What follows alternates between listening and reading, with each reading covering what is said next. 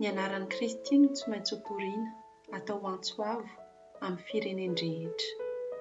Miatomboka eto Jerosalema mba hanainga ny olona hiala amin'ny toetra ratsiny sy handray famelan-keloka.